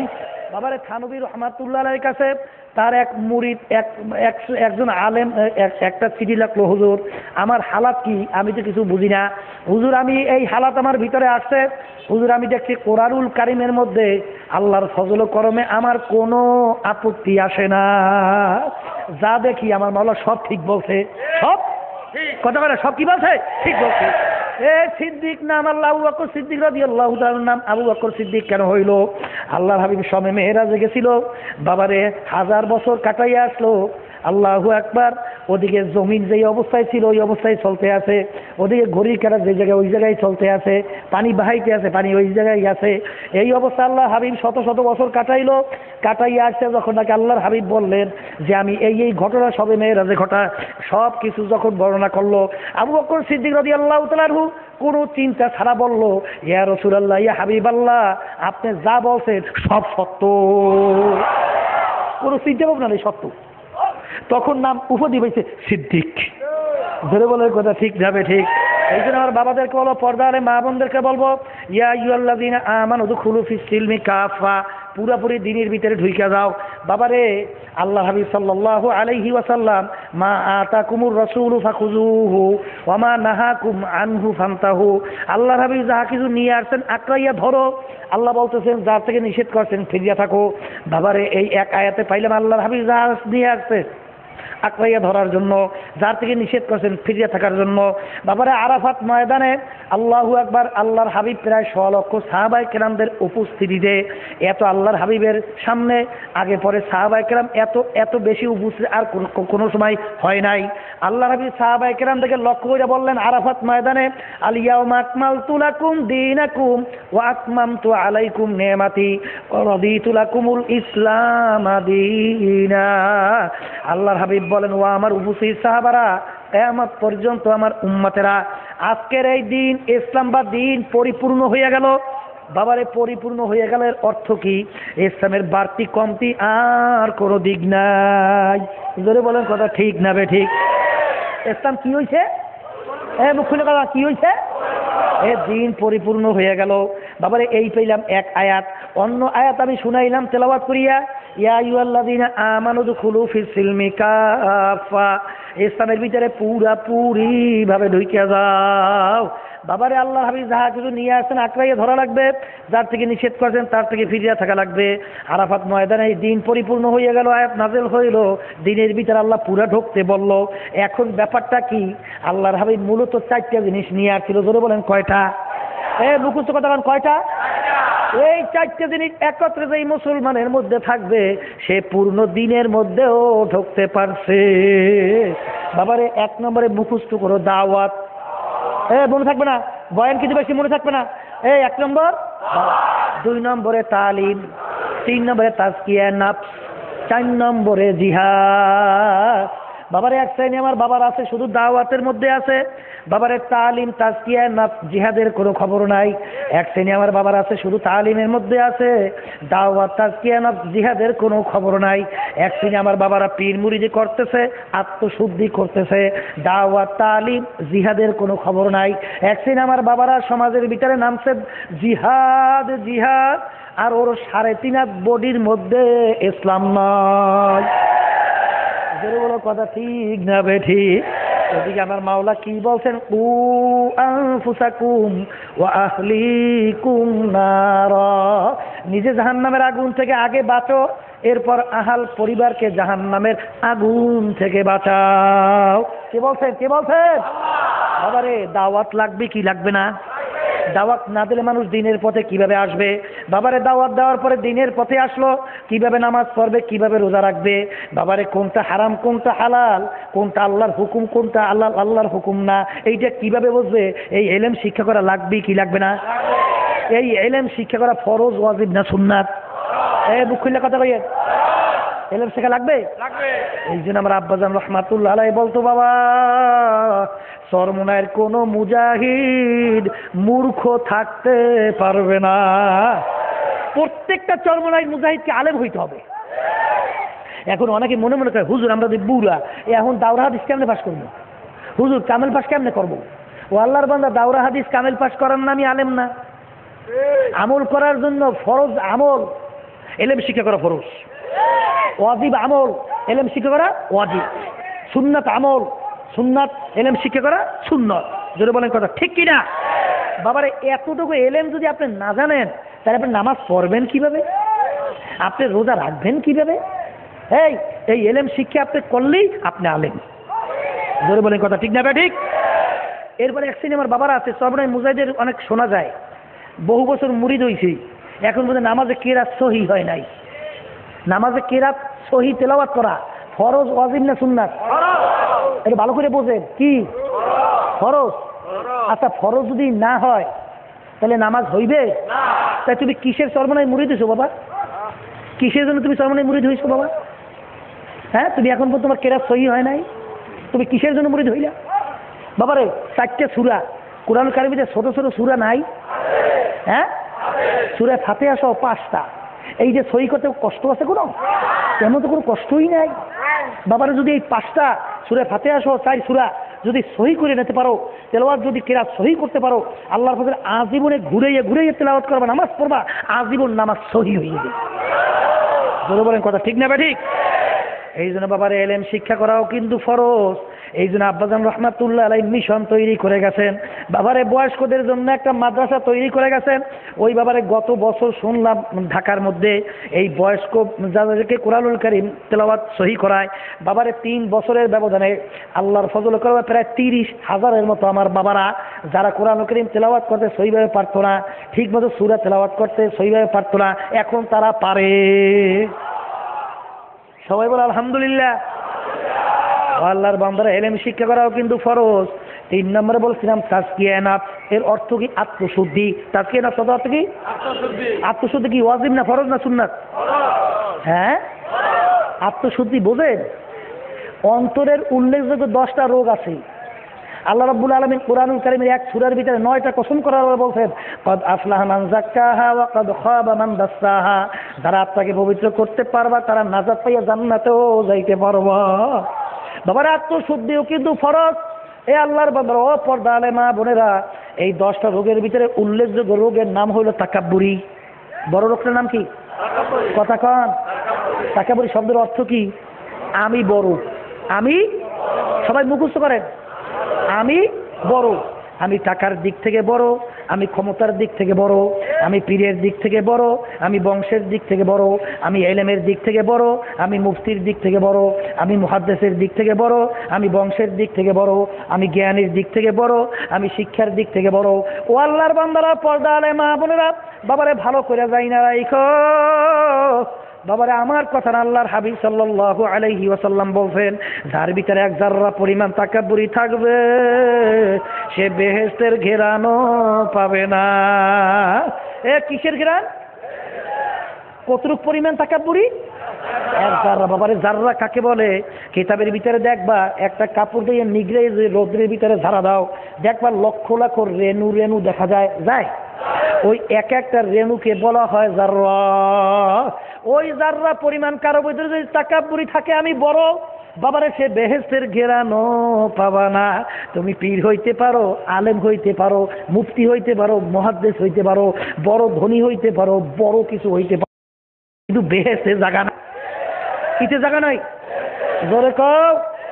এই জন্য আমার বাবাদেরকে বলবো, কিসের তাকাব্বুরি করো বাবা? এ আল্লাহর বান্দারা, পর্দালে মা বোনেরা, আরে তোমার আমার অস্তিত্বের দিকে একটু তাকাইয়া দেখো। তোমার আমার অস্তিত্ব কি ছিল বাবা? এক কাতরা নাপাক পানির মানুষ। এক কাতরা নাপাক পানির মানুষ, তাও আবার আমসাস, তাও আবার ভেজালিয়া। এই ভেজালিয়া পানির মানুষ এত তাকাব্বুরি? বাবার এমন একটা মানুষ কি দুনিয়াতে আছে জীবনে একটা গুনাহ করে নাই? আছে? একটা মানুষ পাইবেন একটা গুনাহ করে নাই? হ্যাঁ? আচ্ছা, যদি কেউ বলেন যে গুনাহ করি নাই, আপনি মিথ্যুক। কারণ আল্লাহর হাবিব বলেন কুল্লুকুম খাত্তাউন, তোমরা সবাই গুনাহগার। যারা বলেন কথা ঠিক কিনা?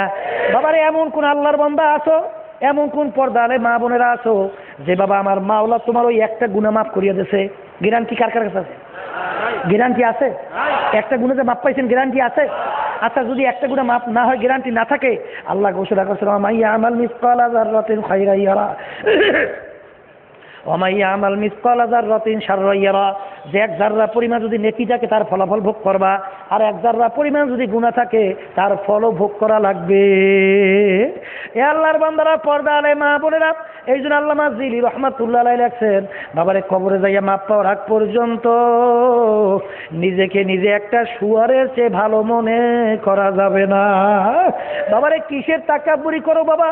আল্লাহু আকবার। সাহাবায়ে কেরামদের ইতিহাস পড়ো, বড় বড় আল্লাহর ওলিদের ইতিহাস তালাশ করো রে বাবা। আল্লাহ আল্লাহ। বরফির আব্দুল কাদের জিলানী রহমাতুল্লাহ আলাইহি বাবারে একদিন রাস্তা দিয়ে যাইতে আছে, একটা কুকুরের জবান খুললা গেল। কুত্তা ডাক দিয়ে বলে, হুজুর, বরফির আব্দুল কাদের বলেন, হুজুর আপনি ভালো না আমি কুকুর ভালো? প্রশ্ন করছে, কি উত্তর দেবে? যদি বলো ও কুকুর তুই ভালো আমি খারাপ, তাহলে তো আল্লাহর কালামের উল্টা হয়। আল্লাহ বলেন লাকাদ কাররামনা বনি আদম, তো আমি সমস্ত শ্রেষ্ঠ করে বানাইছি মানুষকে। আর যদি বলে ও কুকুর তুই খারাপ আমি ভালো, তাহলে তো তার ভিতরে আনানিয়া চলে আসবে। আনা খায়রুম মিনহু খালাকতানি মিন নারিন ওয়া খালাকতাহু মিন তিন। বাবারে ৮০,০০০ বছর পর্যন্ত ইবলিস ইবাদত করছিল।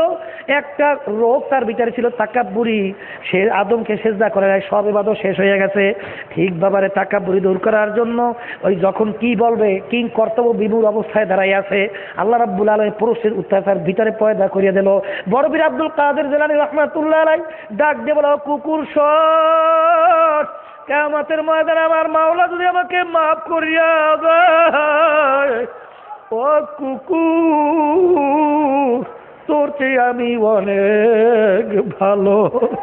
আর কিয়ামতের ময়দানে আমার মাওলা যদি আমাকে মাফ না করে, ও কুকুর তুই আমাকে অনেক ভালো। বাবারে কোন তাকাব্বুরি, কিসের বড়াইগিরি দেখাও বাবা। আরে আবু বকর সিদ্দিক রাদিয়াল্লাহু তাআলা আনহু, দুনিয়ার ভিতরে যত মানুষ আসছিল আছে আসবে, নবীদের পরে সর্বশ্রেষ্ঠ সম্মান, তার নাম হলো আবু বকর সিদ্দিক রাদিয়াল্লাহু তাআলা আনহু। তিনি একদিন তার ইতিহাস পড়লে দেখবা, বাগানের ভিতরে যাইয়ে দেখে পশু ঘাস খাইতে আছে। পশুকে লক্ষ্য করে কান্দে আর বলো, পশু তুই আমার চেয়ে অনেক ভালো, তুই মনের আনন্দে ঘাস খাইতেছ। আর ও পশু তুই মারা গেলে মাটির সঙ্গে মিল্লা যাবি, আর আমি আবু বকর হইলাম মানুষ। কিয়ামতের ময়দানে আমার মাওলার সামনে দাঁড়াই হিসাব দেওয়া লাগবে। ও পশু তুই আমার চেয়ে অনেক ভালো। বাবারে সাহাবায়ে কেরামদের ইতিহাস পড়ো। ওমর ফারুক রাদিয়াল্লাহু তাআলা আনহু কাঁদতে কাঁদতে গালে দুইটা কালো দাগ পড়ছিল। বাবারে ফেজা ধরে কান্দে আর বলে, তুই আমার চেয়ে ভালো। আল্লাহ। ওসমান গনি রাদিয়াল্লাহু আনহু কবর দেখলে এমনভাবে কান্দতে ঠাস করে পড়িয়া যাইতো। বাবারে আল্লাহর ওলির ইতিহাস তালাশ করো। আমার আম্মা জানেন মুখোশে আমার দাদা জানের কথা বলছিলেন। আমার দাদা জানের ইন্তেকালের আগে আগে চোখের উপরে বৈশা বৈশা পাশেই কবরস্থান তাকাইয়া তাকাইয়া, কবরের দিকে তাকাইয়া তাকাইয়া করুণ সুরে পোলাপানের মতো আওয়াজ করিয়া চিল্লায়, আর করুণ সুরে ডাক দিয়া দিয়ে দু চোখের পানি ফেলাইয়া কান্দে, আর ডাক দিয়া বলে, ওরে আমার মাওলার, ওরে আমার মাসুর, তুমি যদি আমাকে মাপ নাই করো, আমি একা কেমনে থাকবো ওই অন্ধকার কবরে। বাতি নাই রে, সাথী নাই রে কবর। ও আমার বড় লোক বাবারা, ও আমার ধনী বাবারা, তোমার আমার জন্য যে কবর অপেক্ষা করতেছে, ওই কবরে তো বালিশ নাই, বিছানাও নাই, বাতিও নাই, সাথীও নাই, ওই কবরে একা কেমনে থাকবা? এই জন্য আমার বাবাদেরকে বলো, পর্দা আলে মা বোনদেরকে বলবো, তাকাব্বুরি ছাড়ো। কিসের তাকাব্বুরি করো বাবা? আরে মেটা দে আপনি হাসতি গো, আগার কুছ মর্তবা চাহো কিদানা খাককে মেরে গুলে গুলজার হতা হয়। যতক্ষণ পর্যন্ত একটা বিচি দ্বারা তার অস্তিত্ব মাটির সঙ্গে বিলীন না করে, অতক্ষণ পর্যন্ত তার থেকে গাছ ওঠার আশা করা যায় না। বাবারে ঠালা জমিনে কিন্তু উঁচা জমিন থেকে পানি গড়াইয়ে গড়াইয়ে জমা হয়। যেই বন্দাবাদের দিলটা আমার মাওলার ভয়, জাহান্নামের ভয়, গুনার কথা মনে করিয়া দিলটা ভাঙ্গিয়া চুর চুর হয়ে গেছে। আমার মাওলা বলতেছে, নানা ইন্দা মুন কাছে রাতিল কুলুব, আমি মাওলা ভাঙ্গা দিলের কাছে থাকি। উঁচা তাকাব্বুরিওয়ালা দিলের কাছে আমার মাওলা কখনোই থাকে না রে বাবা। এই জন্য আমার বাবাদেরকে বলবো, এই অন্তরের রোগগুলা দূর করা লাগবে, তাকাব্বুরি দূর করা লাগবে, হিংসা দূর করা লাগবে, রিয়া দূর করা লাগবে, বাবারে ওজব দূর করা লাগবে, বখল দূর করা লাগবে, হব্বে মাল দূর করা লাগবে, লোভ দূর করা লাগবে, বাবার এই অন্তরে গিবা শেখায় দূর করা লাগবে। এই অন্তরের রোগগুলা দূর করার জন্য মহা একটা ঔষধ হইল আমার মাওলা পাকের জিকির বেশি বেশি করা লাগবে। ও আল্লাহর বান্দারা কোনো ঝগড়ার জিনিস না রে বাবা।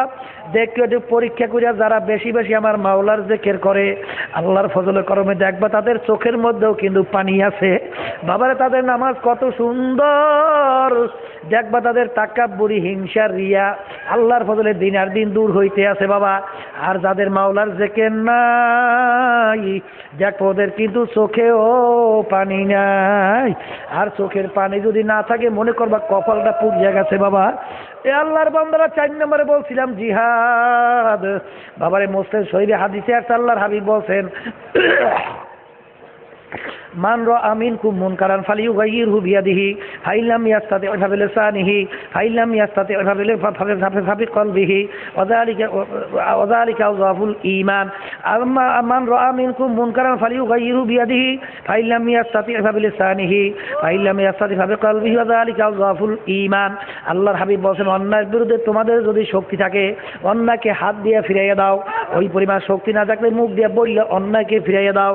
ওই পরিমাণ যদি শক্তি না থাকে, মনে মনে পরিকল্পনা করো কিভাবে অন্যায়কে ফিরানো যায়।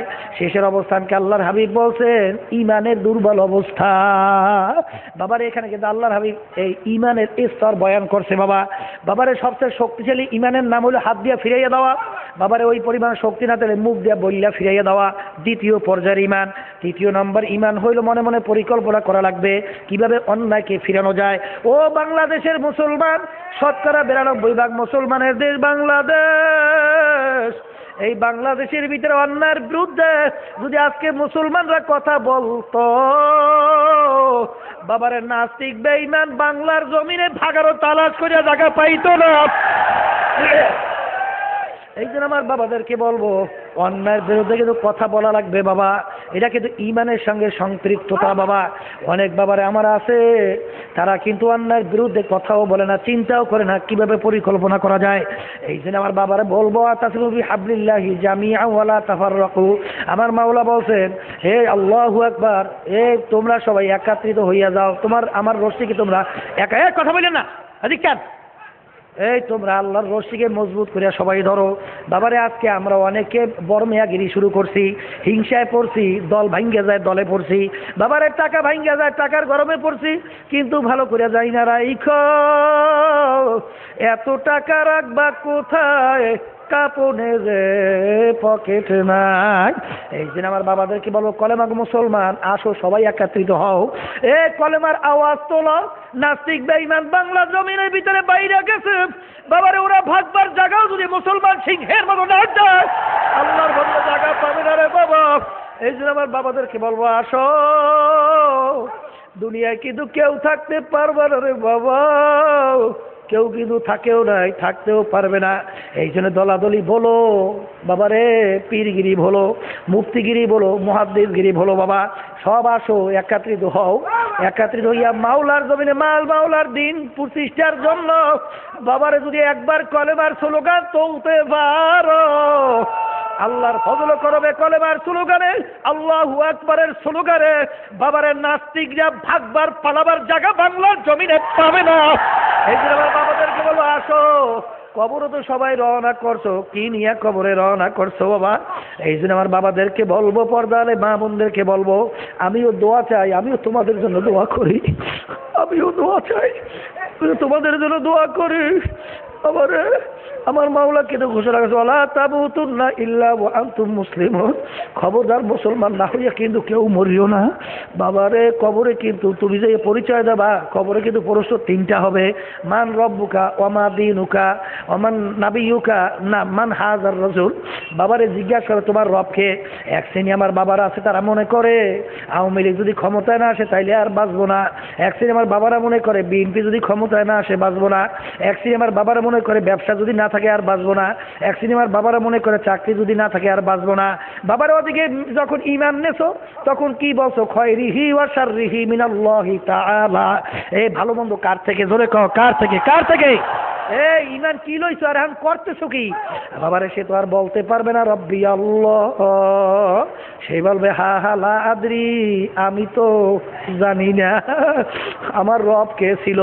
বাবারে আমার দিনুকা, এক সিনেমার বাবারা আছে মুসলমান পর্দালে মা বোনেরা আছে, তাদের কাছে ইসলামের নিয়ম নীতি ভালো লাগে না, ইসলামের কালচার ভালো লাগে না। তারা তো বিভিন্ন বিজাতিদের কালচার ভালো লাগছে, এই বিজাতিদের নিয়ম কানুন তাদের কাছে ভালো লাগছে, বিজাতিদের পোশাক আদি তাদের কাছে ভালো লাগছে। তারা তো আর বলতে পারবে না আমার ধর্ম ছিল ও ইসলাম। সে বলবে হা হা লা আদরি, আমি তো জানি না আমার ধর্ম কি ছিল। 3 নম্বর আল্লাহর হাবিবকে দেখাইয়ে বলবে, যে ব্যক্তিকে বাবারে বুখারী শরীফে হাদিসে আছে আল্লাহর হাবিব বলেন মান তাশাব্বাহা বিকওমিন ফাহুয়া মিনহু। এ কিন্তু বুখারী শরীফে হাদিস বাবা। আল্লাহু আকবার। আল্লাহর হাবিব বলছে দুনিয়ার ভিতরে তুমি যেই দলভুক্ত হইয়া চলবা, যেই দলের নেতাকে নেতা হিসেবে মানবা, কিয়ামতের ময়দানে তুমি ওই দলভুক্ত হইয়া উঠবা এবং ওই দলের নেতার সঙ্গে তোমার হাসর হইয়া যাবে। এই জন্য আমার বাবাদেরকে জিজ্ঞাসা করে নিজেকে প্রশ্ন করো, বাবা তুমি দুনিয়ার ভিতরে কোন দলভুক্ত হইয়া চলতেছো, তুমি কাকে নেতা মানছো?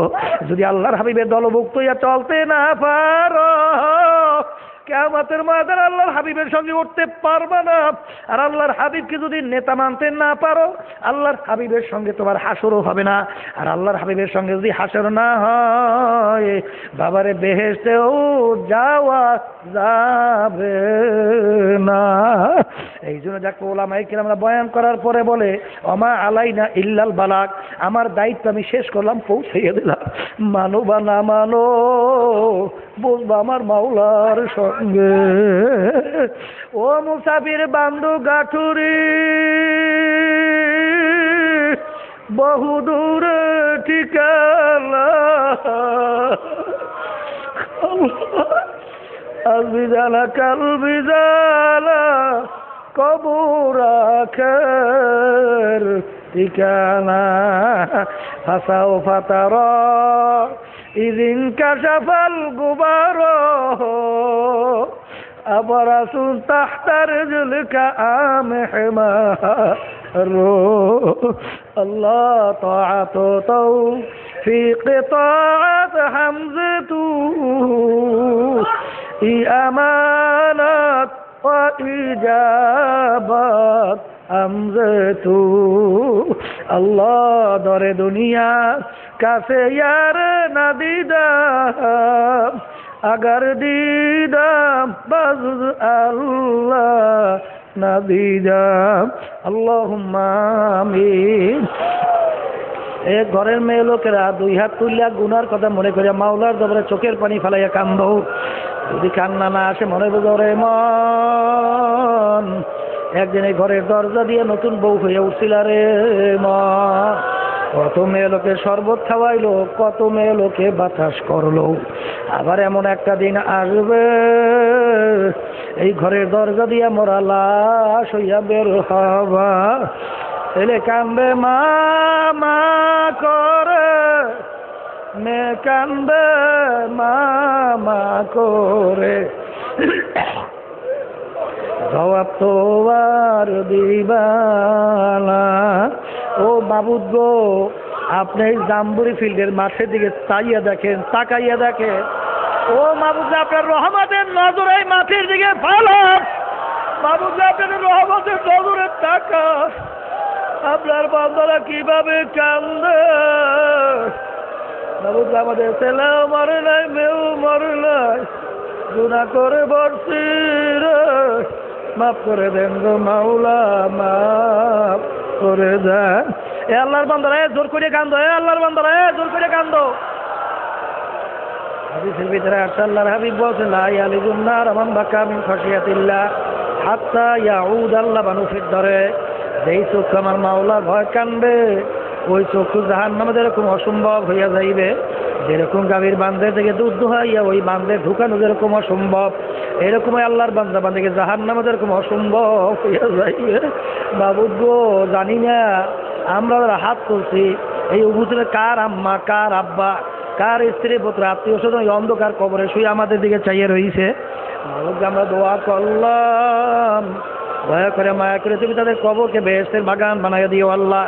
এ আল্লাহ, যাদের উসিলায় মাহফিল এত সুন্দর মাহফিল হইল, যাদের সহযোগিতায় এত সুন্দর মাহফিল হইল, তাদের সবাইকে আপনি দুনিয়া বা আখিরাতে সম্মানিত করিয়েন আল্লাহ। এই মাহফিলকে হায়াতের জরিয়া বানাইয়া দিয়েন আল্লাহ।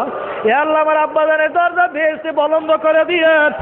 এ আল্লাহ, আমার আম্মার দরজা বেহেশতে বলন্দ করিয়ে, আমার দাদা সহজত আপনার কুতুবেরা কবরে শুয়ে সবাই দরজা বেহেশতে বলন্দ করিয়েন। মাবুদ গো, আমরা যারা বিভিন্ন রোগ ব্যাধি, সবাই রোগ ব্যাধি পুরা সুস্থ করে দিয়েন। সুবহান রাব্বিকা রাব্বিল ইজ্জাতি আম্মা ইয়াসিফুন ওয়া সালামুন আলাল মুরসালিন আলহামদুলিল্লাহি রাব্বিল আলামিন। কেউ উঠছেন না? শোনেন, সবাই বসেন, তওবা করানো হইবে। পাগড়ি দেন। আল্লাহর বান্দারা, এখানে অনেক আল্লাহর খাস বান্দারা আছে। একজন আর একজনের গায়ের সঙ্গে হাত লাগান, হাত লাগাই তওবা করেন। এখানে অনেক আল্লাহর খাস বান্দারা আছে যাদের সঙ্গে তওবা করলে আল্লাহ রাব্বুল আলামিন, সামনে আসা লাগবে না, বসো তো। একজন আর একজনের গায়ের সঙ্গে হাত লাগাই বসেন। একজন আর একজনের গায়ের সঙ্গে হাত লাগাই তওবা করেন। যেখানে অনেক আল্লাহর খাস বান্দারা যাদের সঙ্গে তওবা করলে আল্লাহ রাব্বুল আলামিন আপনাকে আমাকে আল্লাহর খাস বান্দা বানাইতে পারে কি পারে না? পর্দালে মা বোনরা যারা আছেন তারাও নিয়ত করেন, মুমিনদের সাথে আমরা তওবা করতেছি, আল্লাহ রাব্বুল আলামিন আপনাদের নিয়তকে কবুল করবেন। তবে একটা কথা, আমরা যারা এখানে আছি সবাই কিন্তু মন চায় গুনার থেকে ফিরিয়া নেকের কাজ করিয়া চোখে পানি নিয়া মাওলার পাগল হইয়া কবরে যাইতে মন চায় না? কিন্তু এখান থেকে যখন বাড়ি, রাস্তা, ঘাটে, বাজারে যাবেন, বাবার এই মনের অবস্থা কিন্তু আর থাকতে চাইবে না। এই জন্য আল্লাহ রাব্বুল আলামিনের হুকুম, কুনু মা'আস সাদিকিন, তোমরা সাদিকিন বান্দার সঙ্গী হও। কার হুকুম? আল্লাহর হুকুম কি বান্দা বান্দি মানা লাগবে না লাগবে না? এই জন্য আমার বাবাদেরকে বলো, পর্দা আলে মা বোনদেরকে বলবো, আল্লাহর রাস্তে দলাদলি ছাড়েন তো মিয়া। এই দল ফলটা করবেন কি?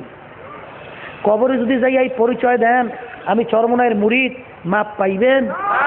কথা কন। আমি অমুক দলের লোক, অমুক পীরের মুরিদ, এই কথা বললে কবরে মাপ পাওয়া যাবে? তাহলে কোনো দলের পীরের পরিচয় কবরে চলবে।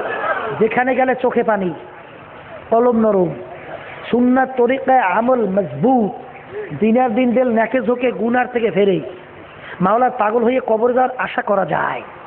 এরকম জায়গায় যাইয়া তওবা করিয়া মাওলার পাগল হইয়া কবরে যাওয়া লাগবে।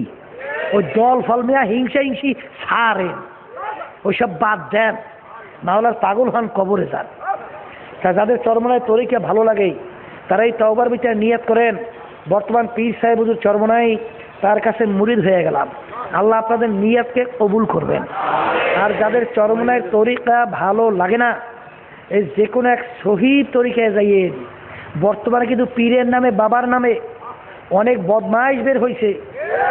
এই বদমাইশ কেমনে বুঝবেন? যেই মহিলাদের সঙ্গে দেখা দেওয়ার জায়েজ নাই, সেই মহিলাদের সঙ্গে যদি পীর দেখা দেয়, যদি মুরিদেরা একত্রে বেপরদায় আসা যাওয়া করে, ওইটাই মনে করবেন জাহান্নামের যে ৭২ দলের এক দল। এই জন্য বাবাদেরকে বল, খবরদার, যে কোনো জায়গায় কিন্তু যাওয়া যাবে না, ইমান ধ্বংস করে জাহান্নামে যাওয়া যাবে না। তাই সবাই বলেন আউযু বিল্লাহি মিনাশ শাইতানির রাজীম। মহিলারাও নিয়ত করেন যারা বয়স হয়েছে, স্যার বিসমিল্লাহির রহমানির রহিম। আশহাদু আল্লা ইলাহা ইল্লাল্লাহু ওয়াহদাহু লা শারীকা লাহু ওয়া আশহাদু আন্না মুহাম্মাদান আবদুহু ওয়া রাসূলুহু। तौबा किया मैंने सब बुरी बातों से और सब बुरी कामों से। आए मेरे अल्लाह इस तौबा को कबूल कर। और बया किया मैंने ऊपर तरीक़े चिश्तिया साबरिया कादरिया नक्शबंदिया मुजद्दिदिया के ऊपर हार फ़कीर सैयद मोहम्मद रज़ाउल करीम के खलीफा मरहूम हज़रत मौलाना सैयद मोहम्मद फज़लुल करीम साहिब के आए मेरे अल्लाह इस तरीक़ा की नेमतों मेरे नसीब कर।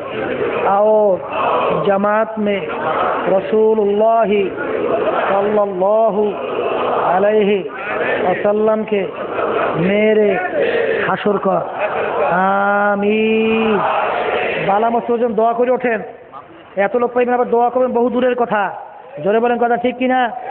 দোয়ার আগে একটা কথা, এ আল্লাহর বান্দারা কয়েক মিনিট কষ্ট করে একটু বসে বিশৃঙ্খল করেন না। এই ডাক্তারের কাছে গেছেন, প্রিসক্রিপশন যদি ঔষধ না খান রোগ ভালো হওয়ার আশা আছে? আমার আব্বাজান বলতেন বাবা মুরিদ হইলেই হবে না, অনেক মুরিদ পুরানো হয়ে গেছে, কোনো কাম হয় না। কারণ কি?